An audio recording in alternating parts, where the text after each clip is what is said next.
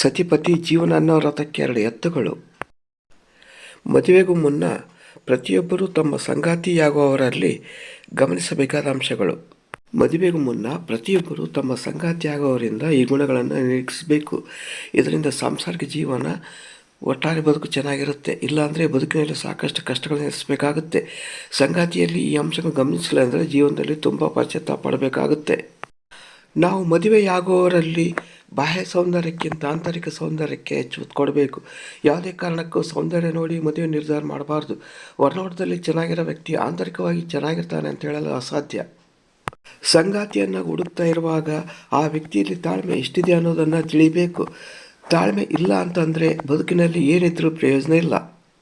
ಮೌಲ್ಯಗಳನ್ನು ಹೊಂದಿರೋ ವ್ಯಕ್ತಿ. ಮದುವೆ ಆಗುವ ಯೋಚನೆಯಲ್ಲಿ ಇದ್ದರೆ ಒಳ್ಳೆಯ ಸುಸಂಸ್ಕೃತ ವ್ಯಕ್ತಿಯನ್ನೇ ಆರಿಸಿಕೊಳ್ಳಿ. ಇಲ್ಲಾಂದರೆ ಸುಸಂಸ್ಕೃತಿ ಇಲ್ಲದ ವ್ಯಕ್ತಿ ನಿಮಗೆ ಎಂದಿಗೂ ಗೌರವ ಕೊಡೋದೇ ಇಲ್ಲ. ಮದುವೆ ಎಂದರೆ ಕೇವಲ ಎರಡು ಮನಸ್ಸುಗಳ ನಡುವೆ ಮಾತ್ರ ಸಂಬಂಧ ಬೆಸೆಯುವಂಥದ್ದಲ್ಲ. ಎರಡು ಮನೆಗಳ ನಡುವೆ ಸಂಬಂಧ ಬೆಸೆಯುವಂತಿರಬೇಕಂದ್ರೆ ನಿಮ್ಮ ಮನೆ ಮಂದಿಗೆ ಗೌರವ ಕೊಡಬೇಕು. ಧನ್ಯವಾದಗಳು. ಈ ವಿಡಿಯೋ ಇಷ್ಟವಾಗಿದ್ದರೆ ಒಂದು ಲೈಕ್ ಕೊಡಿ. ಹಾಗೆಯೇ ನಮ್ಮ ಚಾನಲ್ನ ಸಬ್ಸ್ಕ್ರೈಬ್ ಮಾಡಲು ಮರೆಯದಿರಿ. ಈ ವಿಡಿಯೋದಿಂದ ಹೊಸದೊಂದು ಏನಾದರೂ ತಿಳಿದಿದ್ದರೆ ಈಗಲೇ ಎಲ್ರಿಗೂ ಶೇರ್ ಮಾಡಲು ಮರೆಯದಿರಿ. ಮತ್ತೊಮ್ಮೆ ಭೇಟಿಯಾಗೋಣ ಹೊಸ ವಿಡಿಯೋದೊಂದಿಗೆ.